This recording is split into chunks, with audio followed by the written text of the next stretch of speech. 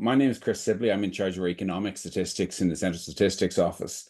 Um, Involved with YEOTY for a couple of years, and as Kevin said, really enjoying it and learning things from these projects. And I think, if people even look back at some of the winning projects, you see why we're doing this. It was really interesting what people did. Um, I'm here to talk about, using data, charts, and trusted sources. And let me just try and share if I can.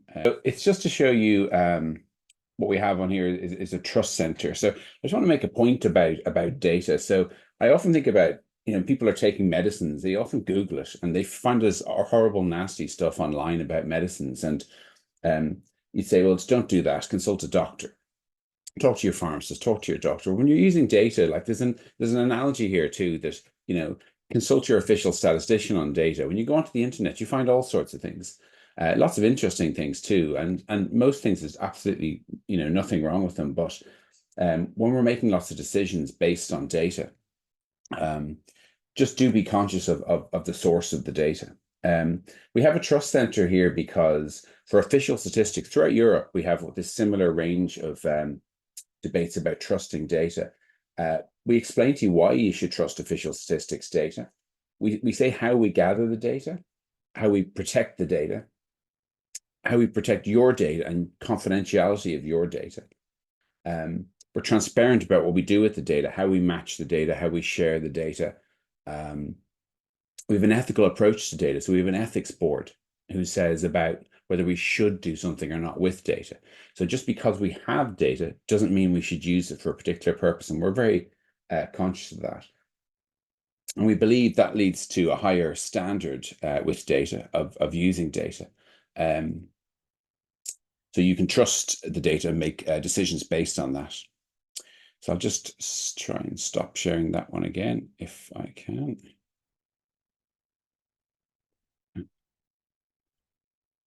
Or maybe I'll leave it there while I'm talking, so I'm going to use it again in a second.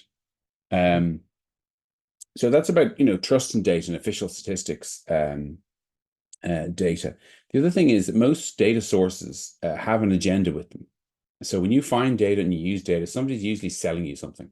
Somebody's usually trying to get you to invest in something, to buy something, push their agenda, get a lower tax rate on their sector. Everybody's got some sort of agenda when they're pushing data out there. And once you're conscious of that when you're using data, that's absolutely fine. And I think we've seen a lot of data being lifted off the internet and put into some of the discussions. As Kevin said, you have to stitch it into the debate and make sure it's used, not just drop it in. And sometimes data is just kind of dropped in.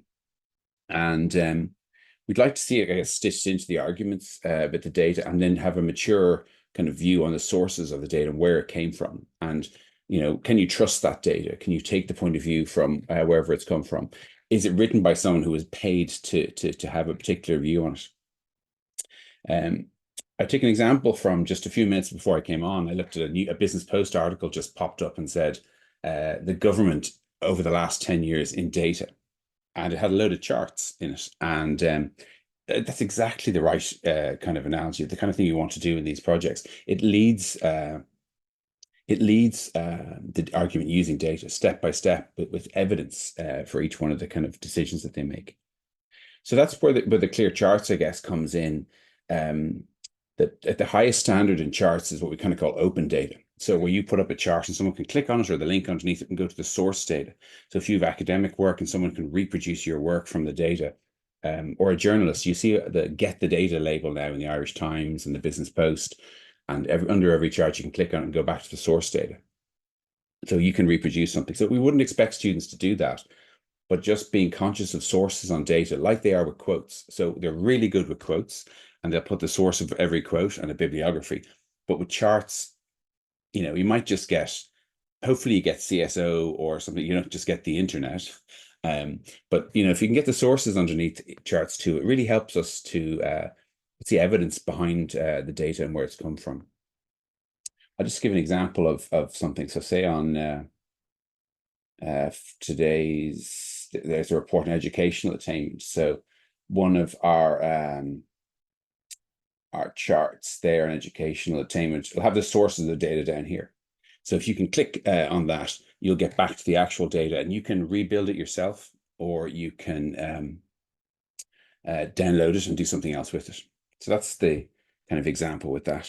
So that's probably where I'd finish. So that, you know, better data gives you better evidence. It gives you, and we often say it is about the economic argument. Okay, it is about using economic theory. We want to see evidence of that, but having better data behind that gives you more confidence about making the kind of concluding remarks. And ultimately, we want these young economists to be, you know, better decision makers, particularly in public policy if they go into it. And using better data for informed decisions is kind of the mantra we have behind that. So I'll finish there, Rachel.